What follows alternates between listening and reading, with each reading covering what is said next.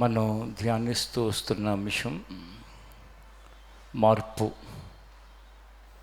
ఏం చెప్పండి ఒకసారి, ఇంకోసారి. ఆ మార్పు అనేది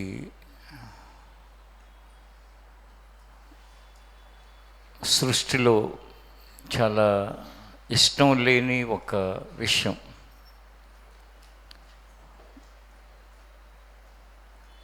ఇష్టం లేని విషయాల్లో ఒక ముఖ్యమైన విషయం ఏంటంటే మార్పు. కానీ దేవునికి ఇష్టమైన విషయాల్లో ముఖ్యమైనది మార్పు. లోకంలో ఇష్టం లేనిది దేవునికి ఇష్టమైనది. దేవునికి ఇష్టమైనది లోకంలో ఎందుకు ఇష్టం లేదు అంటే, దేవుని ప్రణాళికని, దేవుని ఉద్దేశాన్ని, దేవుని సంకల్పాన్ని ఎలాగునైనా సరే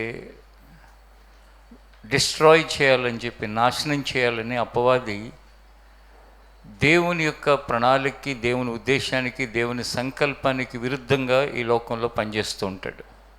అందుకే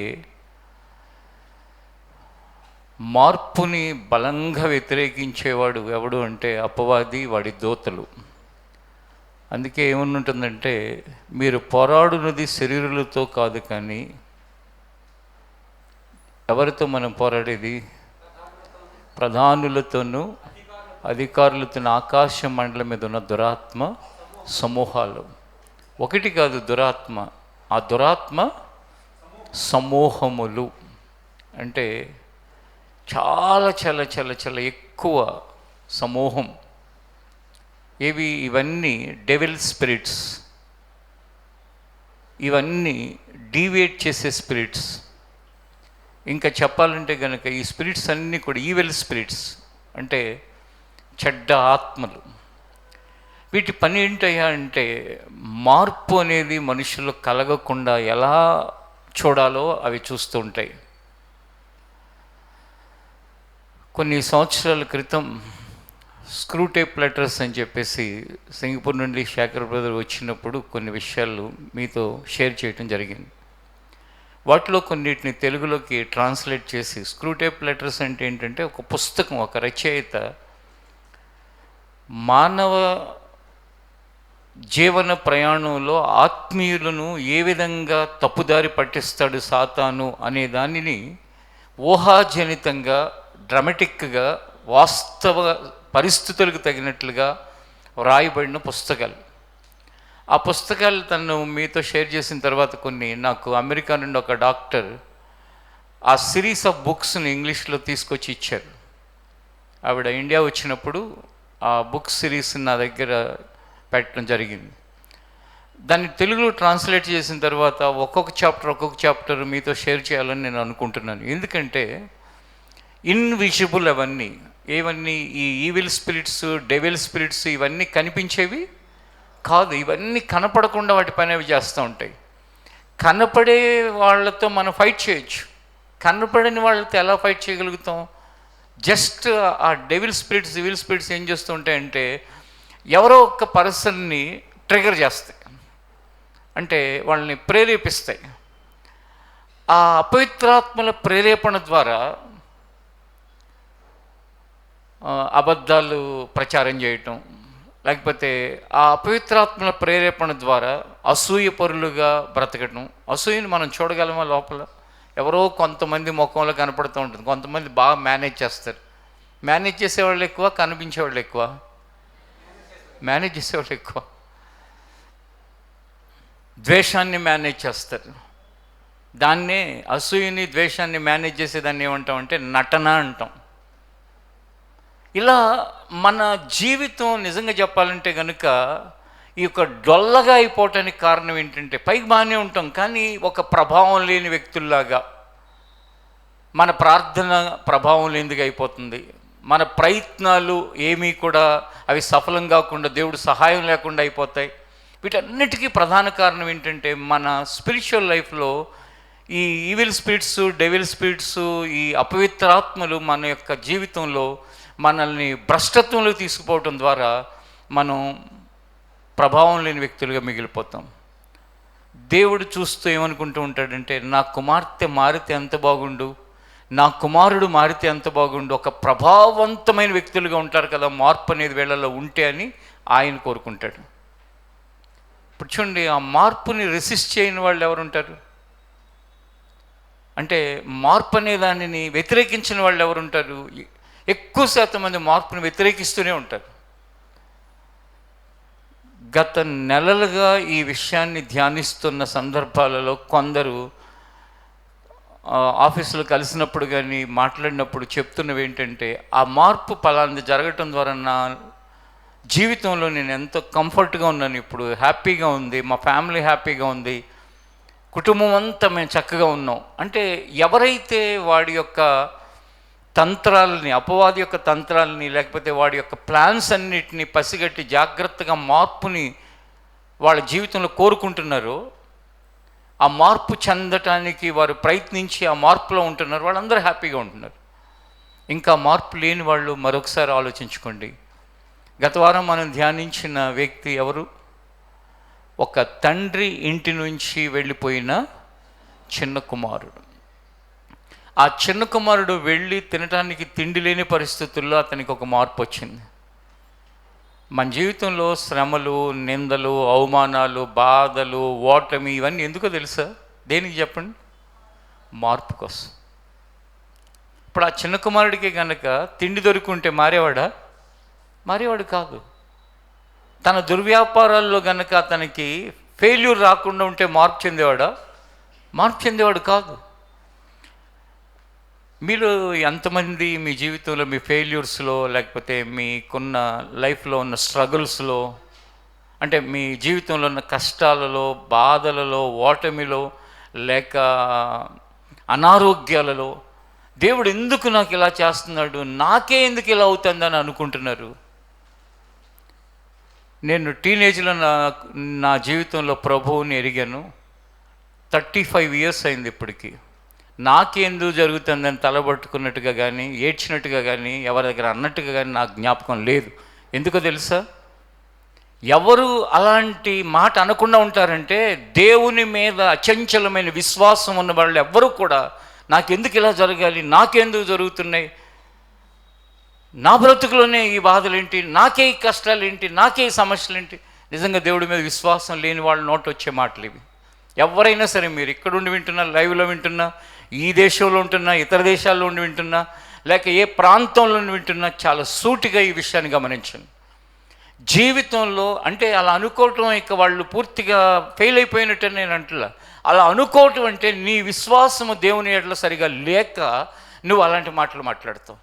విశ్వాసం సరిగా ఉన్నవాడైతే ఏమనుకుంటాడంటే, ఆయన దేనిని అనుమతించినా దాన్ని వెనుక దేవుని యొక్క ప్రత్యేకమైన ప్రణాళిక ఉంటుంది.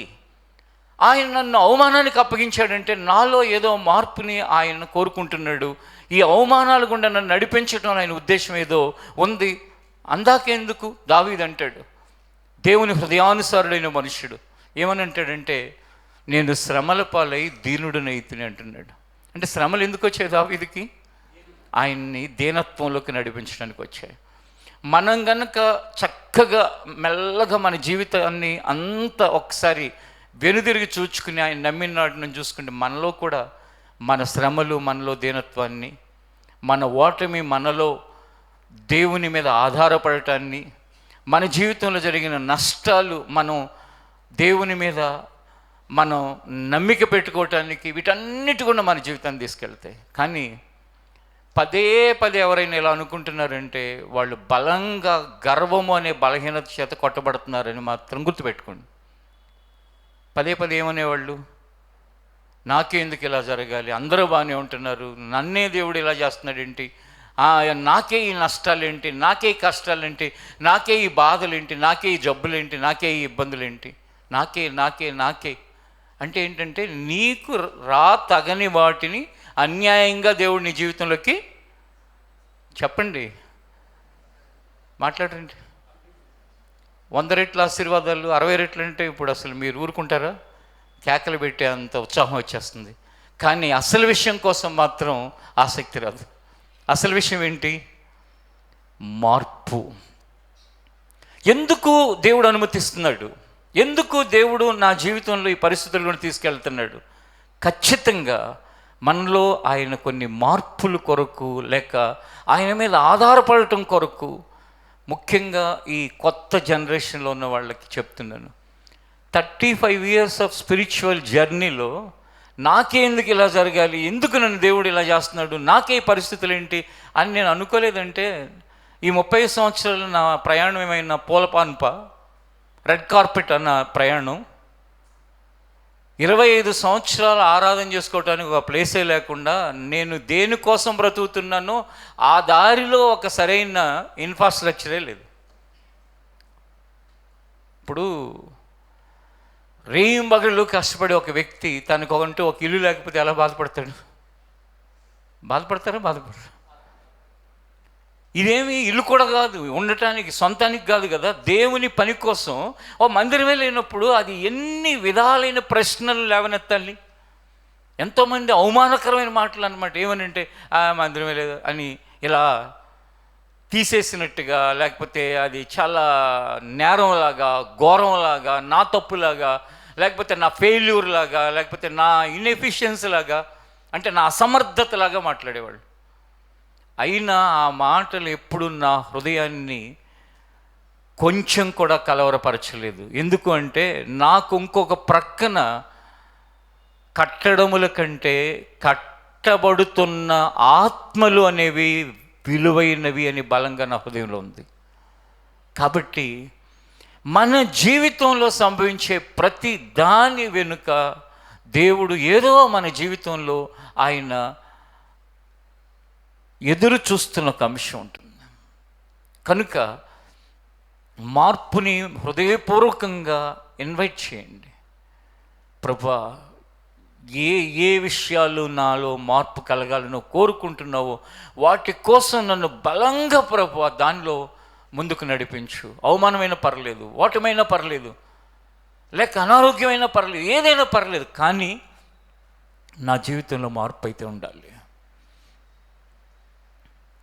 ఏ జబ్బులు లేకుండా 150 సంవత్సరాలు బ్రతికి నరకానికి పోవటం కంటే, ఈ భూమి మీద ఎన్ని జబ్బులు ఉంటే అన్ని జబ్బులు ఉండి ఎన్ని సంవత్సరాలైనా బ్రతికేసి, అది ఎన్నైనా 20 కావచ్చు, 30 కావచ్చు, పరలోకానికి వెళ్ళటం అతి శ్రేష్టమైందని నేను నమ్ముతాను. ఎవరికి ఈ నమ్మకం ఉంటుందంటే, పరలోక రాజ్యము, దేవుడు, విశ్వాసం ఉన్నడికి ఉంటుంది. విశ్వాసం లేనివాడికి ఏముంటుంది? నాకు ఈ కష్టాలని వద్దు కానీ 150 సంవత్సరాలు బ్రతికేటట్టుగా నాకు ఇస్తే ఏం చేస్తావు? 150 సంవత్సరాలు నీ జీవితం ఒక 50-60 బ్రతికేసరికి అందరికీ బోర్ అయిపోతుంది. కొంచెం వివరంగా చెప్పనా? అర్థమవుతుందా? చెప్పండి, అర్థమవుతుందా? కొంచెం వివరంగా కావాలా ఈ మాట? అర్థమవుతుందా? వివరంగా చెప్పాలా?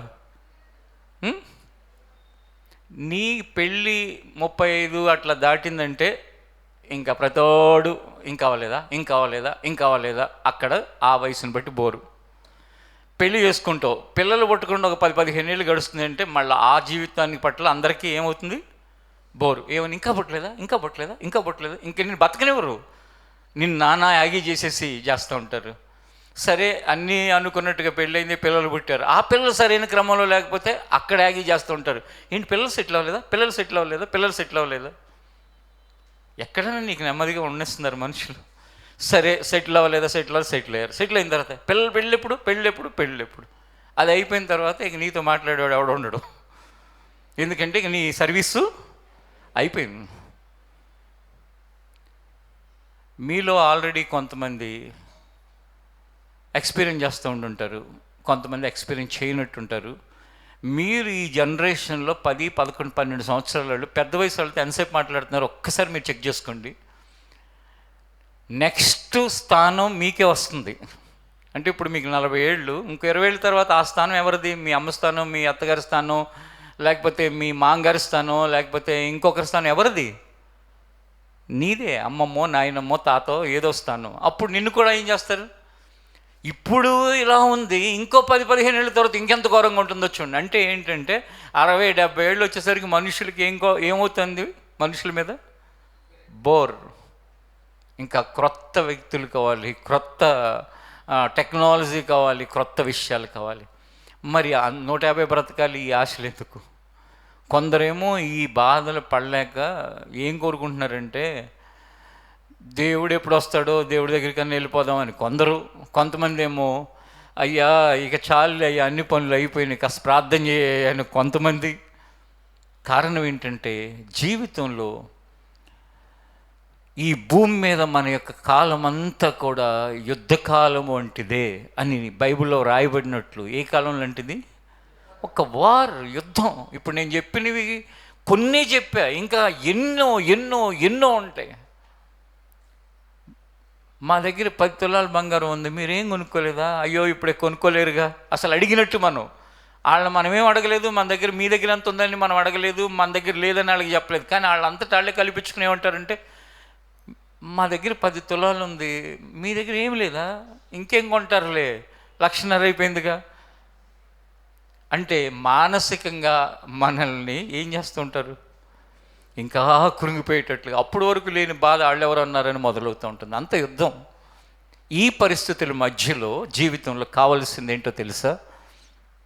మార్పు చెంది దేవునిని హత్తుకునే ప్రజల జీవితాలలో ఏ వ్యక్తి మాటలు కానీ, ఏ వ్యక్తి పలకరించినా పలకరించకపోయినా, ఎవరి ఫేవర్ ఉన్నా ఫేవర్ లేకపోయినా, ఈ సృష్టిలో ఉన్న మనుషులందరి యొక్క ప్రేమ, ఆప్యాయత, అనురాగాల కంటే ఎక్కువైన పరిశుద్ధాత్మ దేవుని యొక్క అన్యోన్య సహవాసం మనిషిని ఒక అద్భుతమైన ఆనందంతో ముందుకు నడిపిస్తుంది.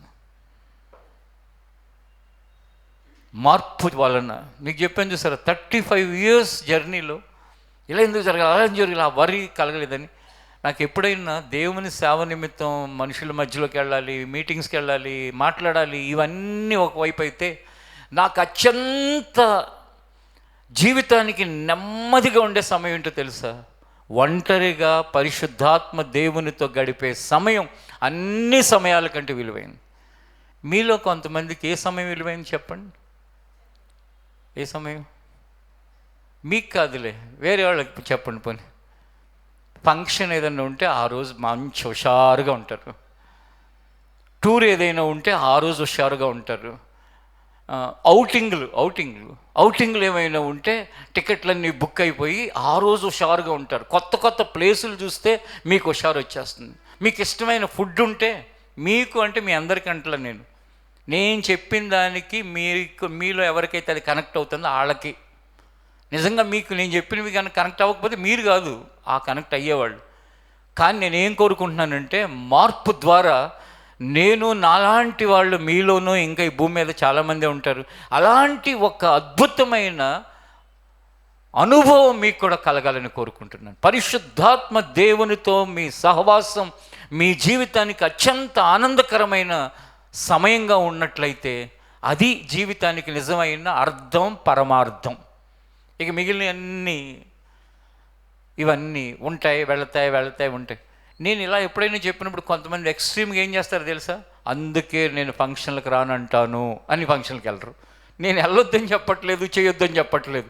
మీరు నా మాటని ఇలా తీసేసుకుని, అందుకే నేను కొత్త బట్టలు కొనుక్కొని ఇవ్వను, అందుకే నాకు ఎవరైనా కనుక ఫంక్షన్లకి మంచిగా తయారయ్యారంటే నాకు కోపం వచ్చేస్తుంది. నేను కోపం వస్తుందని చెప్పాను, తయారవద్దని చెప్తున్నాను. కానీ కొందరు ఏం చేస్తారు తెలుసా? ఆ పాయింట్లో నుంచి వాళ్ళకు అనుకూలమైన పాయింట్ ఒకటి తీసుకుంటారు. దయచేసి అలా మీరు ఎవరు తీసుకోబాకండి. ఎందుకంటే ఈ లోకం యొక్క ఈ వ్యవహారాలలో, ఈ జీవన ప్రయాణంలో ఇవన్నీ జరుగుతూ ఉంటాయి. ఒక పుట్టినదినం స్పెషల్గా చేసుకుంటాం, అదేం తప్పు కాదు. అలా అని చెప్పేసి మన స్థితికి, స్తోమతకి విరుద్ధంగా ప్రవర్తించడం మాత్రం 100% తప్పు. సరే, ఆ మార్పు కొరకు ప్రయత్నాలు మీ అందరి జీవితంలో, మీకు ఆల్రెడీ కొన్ని వారాల క్రితం చెప్పాను, ఒక పేపర్ మీద పెట్టుకుని ఏ విషయాలు నేను మార్పు చెందాల్సినవి ఉన్నాయి. నా కోపమా? కొంతమందికి షార్ట్ టెంపర్, చేసినంతసేపు ఎంత బాగా సర్వీస్ చేస్తారో, ఒక్కసారి వాళ్ళని ఏదైనా చిన్న మాట అన్నామంటే వెంటనే ఇంకా వాళ్ళ కోపం వచ్చేస్తుంది. ఈ జూలై 2026లో ఈ చిన్న విషయంలో మార్పు చెందితే, నీలో ఒక చేంజ్ వస్తే నీకు ఎంత బ్లెస్సింగ్స్ దేవుని దగ్గర. ఇంకొంతమందికి వాళ్ళకంటే తక్కువ స్థాయిలో ఉన్న వాళ్ళందరి మధ్యలోనూ ఒక మదర్ తెరీసాలాగా ఉంటారు. జాగ్రత్తగా అర్థం చేసుకోండి, అర్థమవుతుంది. వాళ్ళకంటే తక్కువ స్థాయి మనుషులు ఉన్నంతసేపు వాళ్ళెవరు? ఒక మదర్ తెరీసా. అమ్మో, ఎంత ప్రేమ, ఎంత చక్కగా మాట్లాడుతున్నారు, ఎంత దయ. పొరపాటున వాళ్ళకంటే ఎక్కువైన స్థాయిలో ఉన్న నలుగురు కనపడ్డారా, ఇంకా అసూయ మొదలైపోద్ది. అప్పటి వరకు ఎవరు? Mother Teresa. ఆ తర్వాత ఎవరు? అసూయపరులు. దయచేసి అవి కాదు. ఆ మార్పు జీవితంలో మనకు కావాలి. మీరు బైబిల్లో నుండి యోహాను సువార్త 4వ అధ్యాయం దగ్గరికి రండి. పరిశుద్ధ గ్రంథమైన బైబిల్లో నుండి యోహాను సువార్త 4వ అధ్యాయం.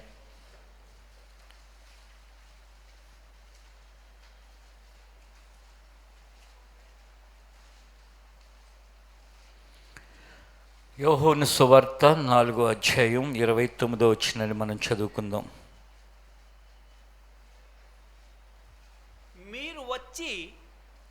మీరు వచ్చి నేను చేసినవన్నీ నాతో చెప్పిన మనుష్యుని చూడుడి. నేను చేసినవన్నీ నాతో చెప్పిన మనుషుని చూడుడి. ఈయన క్రీస్తు కాడా, ఈయన క్రీస్తు కాడా అని ఆ ఊరి వారితో చెప్పగా వారు ఊరిలో నుండి బయలుదేరి ఆయన యొద్దకు వచ్చుచుండిరి. మరొకసారి చదువుతున్నప్పుడు అందరు వెనక్కి చెప్పండి, మరలా చదవండి.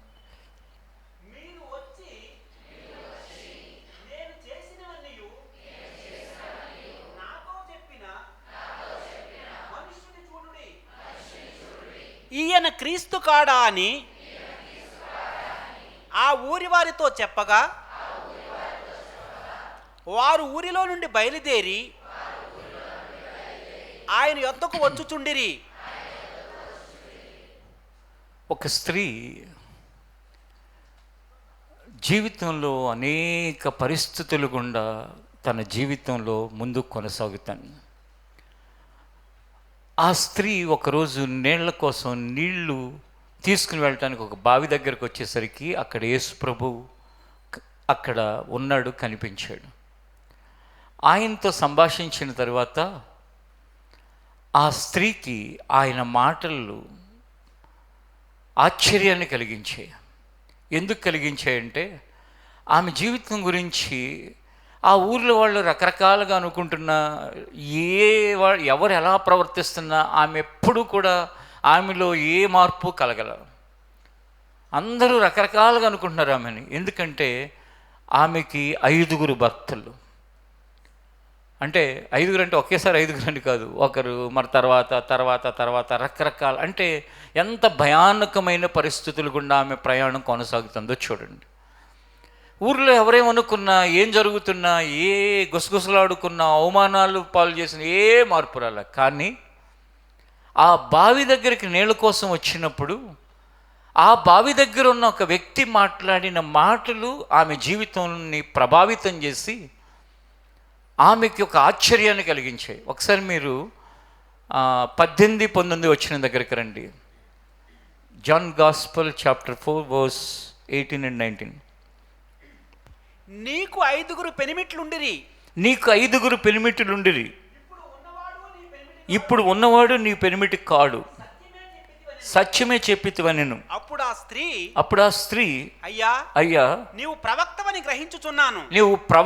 గ్రహించుచున్నాను. ఆ ఊరు వ్యక్తి కాదు, ఎవరో కొత్త వ్యక్తి ఆమె యొక్క జీవితాన్ని గురించి, ఆమె యొక్క ఆ రహస్య జీవితాన్ని గురించి మాట్లాడేసరికి ఆమెకు ఆశ్చర్యమైపోయి ఆమె నీళ్ళ కోసం తెచ్చిన కుండ వదిలిపెట్టేసి, అమ్మా నువ్వు నీళ్ళ కోసం ఇక్కడికి వచ్చావు, కానీ ఈ నీళ్ళు తాగితే నువ్వు మరలా దప్పికొంటావు, నేను ఇచ్చే నీళ్ళు త్రాగేవాడు ఎన్నటికీ దప్పికొనడు. అంటే అక్కడ అర్థం ఏంటంటే ఆయన వేరే కొత్త నీళ్ళు వేస్తాడని కాదు, ఈ నీళ్ళు మనందరం త్రాగే మన శరీర అవసరత కొరకైన నీరు. ఆయన సంభాషించిన నీరు ఆమె యొక్క ఆత్మీయ దాహాన్ని, లేక మన ఆత్మీయ దాహాన్ని తీర్చే జీవ జలపు ఓటల వంటి ఆయన యొక్క నీరు. ఆమె ఆత్మీయ దాహాన్ని తీర్చడం కొరకు ఆయన మాట్లాడుతూ, నేనిచ్చు నీళ్లు త్రాగువాడు ఎన్నటికీ దప్పికొనడు అని చెప్పాడు. హల్లెలూయా, హల్లెలూయా.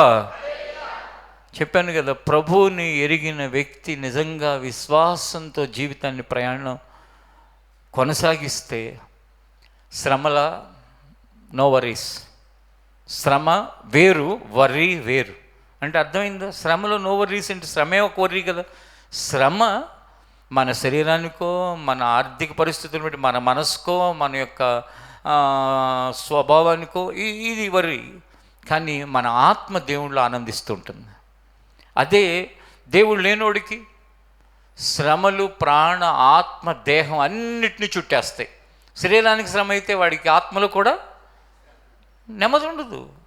ఏమనుకుంటారు? కురింగిపోతారు. ఇక అయిపోయింది నా జీవితం. అసలు మరణ భయం లేనివాడికి ఇంక వర్రీ ఏంటి? రేపో మాపో ప్రభు పిలుస్తాడని తెలిసినా, లేకపోతే డాక్టర్ మరణకరమైన రోగం అన్నా నో వర్రీ. ఎందుకంటే ఇక్కడ కంటే శ్రేష్టమైన స్థానానికి దగ్గర పడిపోయింది. ఇదండి జీవితం. ఇది అసలు మార్పు, ఇది కావాల్సింది. అంతేగాని మనం కోరుకున్నవి, మనం అనుకున్నవి జరుగుతున్నప్పుడేమో ఎగిరిగంతేయటం, మనం కోరుకున్నవి, మనం అనుకున్న వాటిలో ఏమైనా డీవియేషన్ వస్తే కనుక, ఏదైనా ఇబ్బంది కలిగంగానే ఒక్కసారి కొలాప్స్ అయిపోవటం, అది జీవితంలో మనకి తగదు. దేవుణ్ణి నమ్మిన వాళ్ళకి ఈమె ఇవన్నీ చెప్పినప్పుడు ఈమె ఎందుకు నేను ఇచ్చు నీళ్ళు త్రాగువాడు అన్నిటికీ దప్పిక కొనడు అని ఆ స్త్రీతో చెప్పి ఆమె చేసినవన్నీ చెప్పేసరికి కరెక్ట్గా ఆయన ప్రభావం గల మాటలు, ఆయన జీవము కలిగిన మాటలు, ఆయన సత్యమైన మాటలు, నేనే మార్గమును సత్యమును జీవమును అన్నాడు కదా, ఆ జీవపు మాటలు ఆమెను ఏం చేసేది తెలుసా? ఆమె హృదయాన్ని సూటిగా తాకిన వెంటనే ఆమెలో ఒక మార్పు కలిగింది. ఆ మార్పు ఏంటంటే, ఇక నాకు అక్కర్లేదు పాత జీవితం, నా బ్రతుకు మార్పు కొరకు నేను నా అడుగులు వేస్తాను అనుకుంది. తను అనుకోవటమే కాకుండా ఏం చేసిందో తెలుసా? ఊళ్ళో వాళ్ళందరితో చెప్పింది, నేను చేసినవన్నీ నాతో చెప్పిన వాడిని వచ్చి చూడండి, ఆయన మెస్సయ్య కాదా. అంటే మార్పు చెందటమే, ఇంకా తనలాంటి మార్పు తన ఊరి వారికి కూడా కావాలని కోరుకుంది. మీలో పాత వాళ్ళందరికీ తెలుసు, క్రొత్త వాళ్ళు ఈరోజు ఉంటారు. 17 నేను మార్పు చెందానని చెప్పాను కదా. ఆ మార్పు చెందిన తర్వాత ఇంకెవరన్నా చుట్టాలు కనపడినా, ఫ్రెండ్స్ కనపడినా ఇంకొకటే గోల్. నేనేమన్నా తెలుసు? దేవుణ్ణి నమ్ముకోండి, పరలోక రాజ్యానికి వెళ్తారు. దేవుణ్ణి నమ్ముకుంటే మనసులో ఎంత శాంతి ఉంటుందో తెలుసా, ఎంత సమాధానం ఉంటుందో తెలుసా. నిజంగా నన్ను అప్పుడు ఎవరన్నా అనుకుని ఉండొచ్చు, ఈడేంటి బాగానే ఉన్నాడు మొన్నటి వరకు, వీడికి ఏదో కొంచెం మతి భ్రమించింది, ఏదేదో మాట్లాడుతున్నాడు ఏంటి, ఏదేదో అంటే ఏంటంటే ఈ విషయాలు వాళ్ళకి అర్థం కాదు కదా. నమ్ముకోండి అంటే అప్పుడు పోనీ నమ్ముకోండి అని చెప్పే అంత వయసు అనేది 17 సంవత్సరాలు పెద్దవాళ్ళకు కూడా నమ్ముకోండి అని చెప్తుంటే ఏదేదో అనిపించి ఉండొచ్చు. అంటే వాళ్ళు అనుకోవటం నేను తప్పు అనుకోవట్లే, కానీ నేను చెప్పే విధానం నాకు అర్థం కాక ఇప్పుడు ఆ ఊళ్ళో వాళ్ళందరికీ, ఆ సమరస్త్రీ చెప్పిన నేను కూడా కనిపించిన వాళ్ళందరికీ చెప్పుంటాను. కానీ చెప్పే విధానం అది కాదని, చెప్పవలసిన రీతి వేరని, ఏ విధానంలో ఏ రీతిగా చెప్పాలో సంవత్సరాల తర్వాత దేవుడు నేర్పించబట్టి ఈ రోజున ఈ విధంగా ఉన్నా. అంటే ఆ ఊరు వాళ్ళందరికీ ఆత్రం, ఆరాటం, ఎలా అయినా సరే నేను పొందిన ఈ మేలు, నేను పొందిన ఈ మార్పు ఇంకెవరు పొందాలని కోరుకుంటుంది? ఆమె ఊరందరూ పొందాలని కోరుకుంటాను. నేను మార్పు గురించి పరిశుద్ధాత్ముడు నా హృదయంలో పెట్టిన విషయాలు చెప్తున్నప్పుడు బలంగా నా హృదయం లోపల ఏమనిపిస్తుందో తెలుసా? వీళ్ళందరిలో పలానా విషయాలన్నీ మార్పు చెందితే అబ్బా ఎంత అద్భుతమైన శక్తివంతులుగా అవుతారా. మనుషులుగా మనందరం శక్తివంతులమైతే సంఘం శక్తివంతమైనదిగా మారి సమాజంలో అనేకులకు దేవునికి మహిమ తెచ్చేవారిగా మనం మార్పు చెంది సమాజంలో అనేకులు ప్రభు దగ్గరకు ఆకర్షించేవారిగా అయితే ఎంత బాగుంటుంది. ఇక్కడ ఉండి వింటున్న వాళ్ళు, ఈ పై ఫ్లోర్లో నుండి వింటున్న వాళ్ళు, లైవ్లో వింటున్న వాళ్ళు, ఇంకెక్కడుండి వింటున్న వాళ్ళైనా, ఎప్పుడైనా నేను మిమ్మల్ని కోపట్టాన్ని బట్టి కానీ, లేకపోతే ఎప్పుడైనా నేను మిమ్మల్ని ఏదైనా బాధ పెట్టిన విషయాన్ని బట్టి కానీ, బాధ అంటే ఇంకా నా మాటలే బాధ పెడతాయి కానీ నేను ఎవరిని కొడతానా చెప్పండి? లేకపోతే ఎవరైనా వస్తువులు పట్టుకుపోతానా నేనేమన్నా? వాటి వలన ఎవరికి ఏమైనా బాధ ఉండదు కదా. కేవలం నా వలన బాధపడే వాళ్ళందరూ దేని వలన బాధపడతారు? నా మాట వలన. బాధ పెట్టానని అనుకోండి, బాధ పెట్టిన వాళ్ళు, మీకు బాధ పెట్టానని అనుకునేవాళ్ళు ఒకటే చెప్తాను నేను, నాకు శత్రువులు లేరు, నాకు మిత్రులు లేరు. అంటే ఏంటో తెలుసా? శత్రువులు మిత్రులు అంటే లోక సంబంధంగా చెప్తున్నాను. శత్రువులు అంటేనేమో వాళ్ళ మీద కోపం ఉన్నట్లు, మిత్రులు అంటేనేమో ఏంటి, అవసరానికి మించిన అభిమానం. ఈ రెండు లేవు. నాకున్నది ఒకటి, అదేంటంటే ఏ వ్యక్తి జీవితాన్నైనా ప్రభువులో ఆయన స్వారూప్యతలోకి నడిపించడానికి ప్రయత్నం చేయాలి అనే తపన, ఆరాటం. ఆ తపనలో, ఆ ఆరాటంలో కొన్నిసార్లు ఎంత చెప్పినా మార్పు చెందని వారి పట్ల కఠినంగా ఉండటాన్ని బట్టి నా మాటలు వారిని ఒక శత్రువులుగా నన్ను చూసేటట్టు చేస్తాయి. మరికొన్నిసార్లు దేవునిలో వాళ్ళు వెళుతున్న విధానాన్ని బట్టి, వాళ్ళని ప్రోత్సాహపరిచిన దాన్ని బట్టి నా మాటలు వాళ్ళకి సంతోషాన్ని కలిగించవచ్చు. ఇంకెవరికైనా అది స్నేహంలాగా కూడా కనిపించవచ్చు.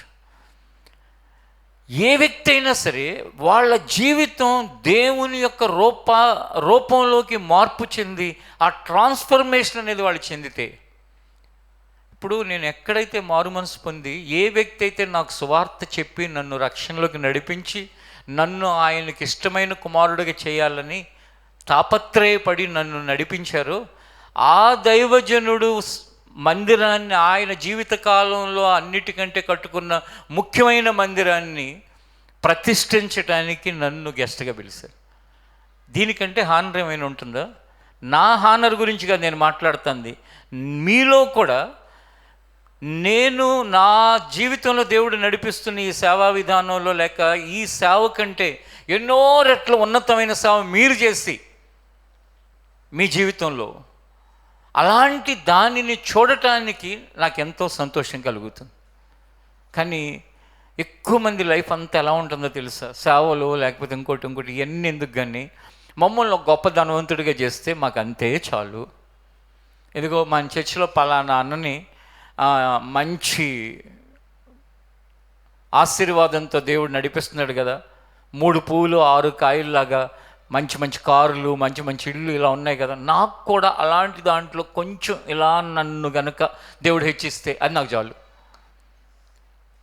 లేకపోతే పలానా వాళ్ళు ఆస్తిమంతులుగా ఉన్నారు కదా, అలా చేస్తే నాకు చాలు, నేను ఇంకెక్కువ అడగట్లేదు దేవుడిని. దానికంటే విలువైనది నీ జీవితం దేవుని రాకడ ముందు నశించిపోతున్న అనేక ఆత్మల కొరకు ప్రయోజనకరమైన వాడిగా నీ జీవితాన్ని మార్పు చెందిస్తే, లేక అలాగూ నేను నడిపిస్తే అది విలువైనదని ఎంచుకుంటే అది ఎంతో ఆనందం కలిగించే విషయం. క్రీస్తు స్వారూప్యత ఎందుకు రావాలనుకుంటున్నారు? ఒక డాక్టర్గా క్రీస్తు స్వారూప్యత నీలో ఉంటే నీ సేవల ద్వారా ఎంతోమంది ప్రభువు మీద నమ్మకం ఉంచుతారు.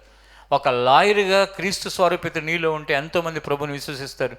లేక ఒక మంచి జడ్జిగా నీ జీవితంలో ప్రభు మనసు కలిగి ఉంటే, ఆ మధ్య ఎక్కడో ఒక చోట ఒక తల్లి, అయ్యా నేను పలానా కోర్టులో జడ్జినయ్యా, ఇదిగో అయ్యా నేను ఎటువంటి మొహమాటం లేకుండా నాకు ఇన్ని లక్షలు ఆఫర్ చేసినా సరే ఒక న్యాయాన్ని అన్యాయంగా మార్చడానికి లక్షలు ఆఫర్ చేశారంట. అంటే ఒక భయంకరమైన దుర్మార్గ పని చేసి ఒకడు, వాళ్ళ నానేమో పెద్ద కోటీశ్వరుడంట, ఆ దుర్మార్గపు పనికి శిక్ష వేయకుండా ఇతన్ని నిర్దోషాన్ని వదిలేయమని ఆ తల్లికి ఆఫర్ చేశారంట.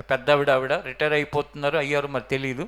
ఆఫర్ చేస్తే ఆవిడ అందంట, ఈ డబ్బు అనేవి తుచ్చమైనది, నేను ప్రభువుని ఎరిగాను, నేను న్యాయం ఏదో దాన్నే తీర్పిస్తాను, కానీ ఇలాంటి ప్రలోభాలకి నేను లొంగనని చెప్పి. దేవునికి ఎంత మహిమ! నీ జీవితంలో ఏ పరిస్థితుల్లో ఉన్నా, నువ్వు ఏ ఉద్యోగమైనా, ఏ వ్యాపారమైనా, ఏ చేతి పని అయినా, నీ వయసు ఏదైనా, నువ్వు ఎక్కడ ఉన్నావో అక్కడ నీ జీవిత ప్రయాణంలో నీ న్యాయం, నీ యథార్థత, నీ నీతి, నీ త్యాగం ప్రభువుని మహిమపరిచేదిగా చేస్తుంది. మదర్ తెరెసా ప్రసంగాలు చేయాల, ఆమె చేసిన సేవ ప్రపంచ నలుమూలల ఆమె ఆరాధించే దేవుని వైపు చూచేటట్లుగా చేసింది. ఒకసారి మీరు 28వ అధ్యాయం దగ్గరికి వస్తారా? 28 కాదు, మీరు ఒకసారి ఉండండి. 47వ వచనం, యోహాను సువార్త 4వ అధ్యాయం 47వ వచనం. యేసు యూదయ నుండి గలిలయకు వచ్చినని అతడు విని ఆయన యొద్దకు వెళ్ళి తన కుమారుడు చావ సిద్ధమై ఉండెను గనుక, క్షమించండి అది కాదు, 39వ వచనం దగ్గరికి రండి. నేను చేసినవన్నీ నాతో చెప్పినని సాక్ష్యం ఇచ్చిన నేను చేసినవన్నీ నాతో చెప్పినని సాక్ష్యం ఇచ్చిన స్త్రీ యొక్క మాటను బట్టి ఆ ఊరిలోని సమరయులలో అనేకులు ఆయన యందు విశ్వాసం ఉంచారు. చూసారా, ఎవరి మాటను బట్టి విశ్వాసం ఉంచారంట? నేను చేసినవన్నీ నాతో చెప్పాడని చెప్పిన ఆ స్త్రీ. అంటే లోకం దృష్టిలో ఆమెను ఏమంటారు తెలుసా? పాపాత్మురాలైన స్త్రీ, అక్రమంగా బ్రతుకుతున్న స్త్రీ. చిచి, ఇలాంటి చీడ పురుగు లాంటిది పురుషుల్లో ఉంటారు, స్త్రీల్లో ఉంటారులేండి. కానీ ఆ సందర్భం స్త్రీలు కాబట్టి చెప్తున్నాను. అలా అని స్త్రీలే అని అనుకోకండి. అన్ని స్త్రీలైనా పురుషులైనా చిన్నాళ్ళైనా పెద్దలైనా రకరకాల బ్రతుకులు ఉంటాయి. కానీ ఈ స్త్రీలో మార్పు కలిగి ఆమె చెప్పిన సందేశం, ఆమె చెప్పిన మాట, ఆమె పెద్దగా ప్రసంగాలు చేయాల, ఒక్క మాట చెప్పింది. ఏమనంటే, నేను చేసినవన్నీ నాతో చెప్పిన వాడిని వచ్చి చూడండి అని చెప్పింది. వచ్చి చూడటమే కాదు, వచ్చి చూసి ఆమె మాటను బట్టి వాళ్ళందరూ, ఆ ఊరి వారందరూ విశ్వసించారంటే. ఆ తర్వాత వచ్చిన 40వ వచనం, ఆ సమరయులు ఆయన యొద్దకు వచ్చి తమ యొద్ద ఉండమని ఆయనని వేడుకొనిరి గనుక ఆయన అక్కడ 2 దినములు ఉండెను.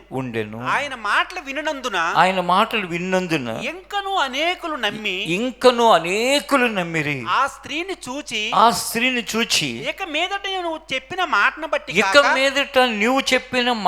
బట్టి కాక మా మట్టుకు మేము విని ఈయన నిజముగా లోకరక్షకుడని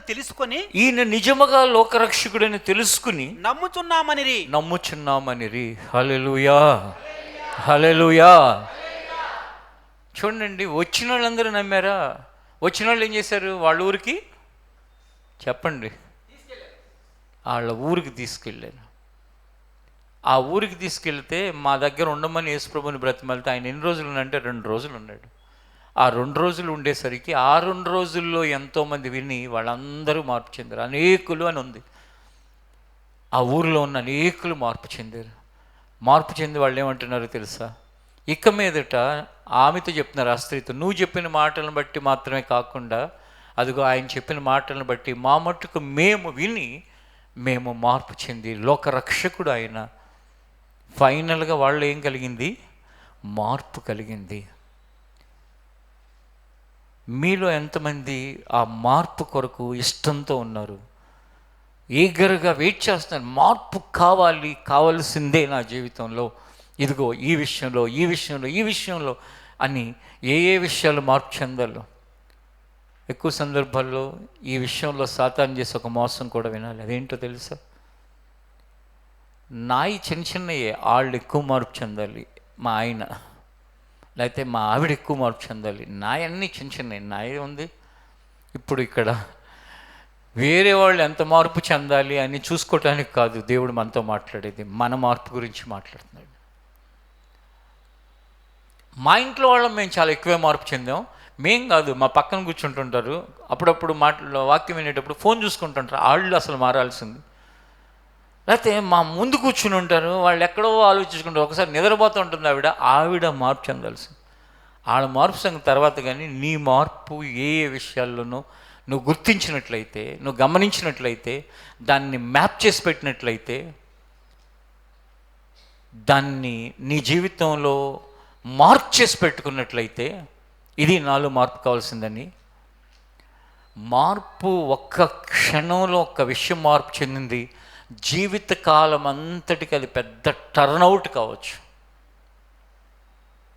అంటే అది నీకు వెలకట్టలేని గొప్ప ఆధిక్యతని కలిగించవచ్చు. ఇవన్నీ కొనసాగుతూ ఉండగా ఈ పాయింట్ మీకు ఎప్పుడైనా సందర్భం వచ్చినప్పుడు చెప్తాను. ఒక్క చిన్న మార్పు ఎంత పెద్ద ప్రయోజనాన్ని నాకు చేకూర్చాయో, నాకు కలిగిన మార్పులు గత కాలంలో అవి ఏమేమి జరిగాయో మీకు చెప్తాను. అవి మీలో కొంతమందికి ఎంకరేజ్మెంట్ కావచ్చు. ఎంత మార్పు కలిగించాయంటే, అసలు జీవితకాలం అంతటికి మేలు జరిగే మార్పులు. అంటే ఒక్క మార్పు నువ్వు మిగిలిన కాలం, ఎంతకాలం అయితే నువ్వు బ్రతుకుతావు ఆ కాలం అంతటికి నీకు అది మేలుగా, ఆశీర్వాదంగా, దీవెనకరంగా ఉంటే అంత గొప్ప విషయం. మన దగ్గరికి వచ్చే డబ్బు జీవితకాలం అంతా మనతో ఉండదు. ఈ మధ్యలో మనం ఖర్చు పెడతాం, లేకపోతే ఇంకో రకంగా అయిపోతుంది. కానీ మార్పు ద్వారా కలిగే మేలు మాత్రం మనలో అలాగే ఉండిపోతుంది. ఉదాహరణకి నువ్వు ఒక భయస్థుడివి, భయస్థురాలివి. దేవుడు వాక్యం వినటం ద్వారా ఆ భయం దేని వలన కలుగుతుందో ఆ విషయంలో దేవుడికి మార్పు కలిగించాడు. భయం పోయింది. ఎంత లాభం? అది మామూలు లాభమా? భయాన్ని నీ దగ్గర ఉన్న వెండితో కానీ, బంగారంతో కానీ, డబ్బుతో కానీ నువ్వు పోగొట్టుకోగలవా? పోగొట్టుకోలేవు. కాబట్టి మార్పు ద్వారా కలిగే ప్రయోజనాలు చిన్నవారు మొదలుకుని వృద్ధాప్యంలో ఉన్న వారి వరకు ఎన్ని విధాలుగా అవి ఇహమందును పరమందును మనకి అవి ఆశీర్వాదాలుగా మార్చబడతాయి. దేవుడు సంతోషించే విధంగా ఉంటాయంటే మన మాటలతో వర్ణించలేనంత మెరాకిల్స్ అవన్నీ. మెరాకిల్ అనే ఇంగ్లీష్ వర్డ్కి తెలుగు పదంలో అద్భుతాలు. ఇప్పుడు జీవితాల మార్పు గురించి మనుషులకి అవి అద్భుతాలుగా కనపడవు. కానీ ఒకసారి నా చేయి చూడండి, ఇక్కడ ఉందా? ఏమి లేదు. చూడండి, ఇదో కొత్తది వచ్చింది. అంటే దేవుడు మా బ్రదర్తో ఎంత పెద్ద అద్భుతాలు చేస్తున్నాడు తెలుసా? అదే బాబాలు గాను, అదే పెద్ద పెద్ద గురూజీలు గాను వీళ్ళందరూ చలామణి అయిపోయి దేశాల నుండి ఎంతోమంది అక్కడికి రావడానికి కారణం ఏంటో తెలుసా? ఇవే, ఈ ఫిజికల్ మెరాకిల్సే. ఆ ఫిజికల్ మెరాకిల్స్ ఏవి కూడా వ్యక్తి యొక్క వ్యక్తిత్వంలో మార్పు కలగజేయలేవు. ఆ వ్యక్తిని ప్రయోజనకరమైన వాడిగా, ప్రయోజనకరమైన దానిగా చేయలేవు. కానీ మనసుకి ఏం కలుగుతుందంటే ఒక హ్యాపీనెస్. శూన్యంలో నుంచి ఏదైనా వస్తువు తీయగానే అబ్బా అబ్బా అబ్బా, నీకేమైనా మేలు జరుగుతుందా? నీకేమైనా మేలు జరుగుతుందా? ఏం జరగదు. కానీ మనకు అది ఒక రకమైన ఆనందం. కానీ కావాల్సింది ఏంటంటే నీ పర్సనాలిటీలో, నీ వ్యక్తిత్వంలో కలిగే ఆ మార్పు పరిశుద్ధాత్మ ద్వారా నీ జీవితకాలం అంతటికి నీకు మాత్రమే కాక, నువ్వు ఎక్కడ బ్రతుకుతున్నావో, నీ మీద ఎవరు ఆధారపడి ఉన్నారో, నీ రక్త సంబంధులు కావచ్చు, నీ ఆత్మీయులు కావచ్చు, నువ్వు పనిచేసే ప్లేస్ కావచ్చు, అన్ని స్థలాలలో కూడా జరిగేది ఏంటంటే గొప్ప మేలు జరుగుతుంది. మార్పు ద్వారా మనల్ని క్రమక్రమంగా దేవుడు మనలో ఒక్కొక్కటి ఆ ట్రాన్స్ఫర్మేషన్ కలిగించి, ఆ మార్పు కలిగించి గొప్ప మహిమను మనం చూచేటట్లుగా ఆయన మనందరినీ సిద్ధపరచునుగాక. ప్రార్థన చేసుకుందాం. లేచి నిలబడండి.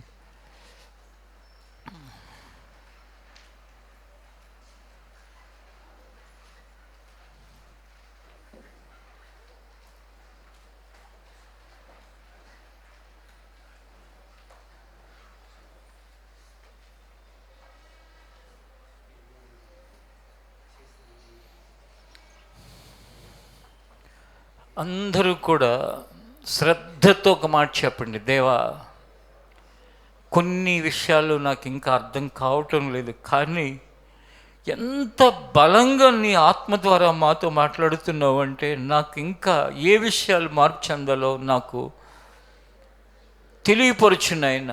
నా మనోనేత్రాలని వెలిగించు తండ్రి, నా కన్నులు తెరువు ప్రభువా. స్పష్టంగా నాకు అవి తెలియపరుచున్నాయన.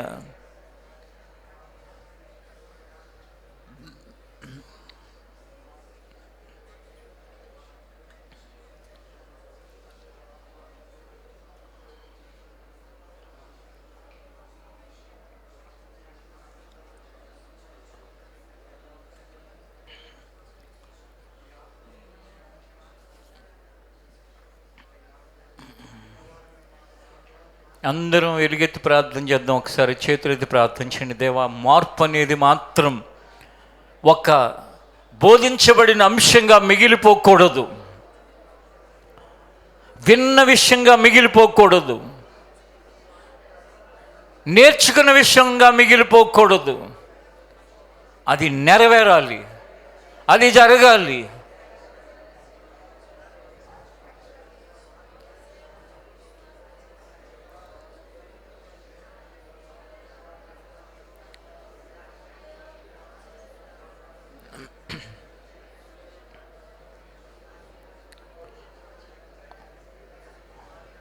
ఆమేన్. ప్రభువానికి కృతజ్ఞతలు చెల్లిస్తున్నాను తండ్రి. మార్పు అనే అంశాన్ని బోధిస్తున్న నాటి నుండి నేటి వరకు ఎన్నో విషయాలు మా ఎదుట పెట్టావు. ఈ రాత్రి మరొక్కసారి మా అందరి విషయమై నిన్ను బలంగా వేడుకుంటున్నాను ప్రభా.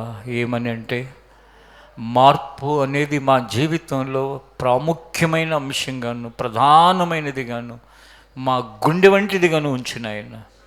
మా శరీర అవయవాల కొరకు గుండె ఎలాంటిదో మా ఆత్మీయ జీవితంలో మార్పు అలాంటిది ప్రభా.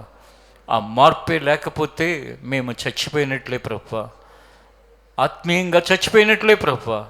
మార్పు అనేది ఉంటే నిరంతరము ఆరోగ్యంగా ఉంటాం తండ్రి. ఆత్మీయంగా నిరంతరము మేము జీవముతో ఉంటాం తండ్రి. ఆ మార్పు ద్వారా ఎవరెవరికి ఏ అంశాలు, ఏ విషయాలు, ఏ సంగతులు అవసరమో వాటన్నిటినీ నన్ను ఖచ్చితంగా నెరవేర్చు తండ్రి. మార్పు ప్రార్థనాంశంగా, మార్పు ప్రసంగాంశంగా, మార్పు నేర్చుకున్న అంశంగా, మార్పు వినిన అంశంగా ఉండకూడదని నిశ్చయముగా ఇది నెరవేర్చబడి ఇది మా జీవితంలో జరిగిన విషయంగా ఉండాలని కోరుకుంటున్నాను.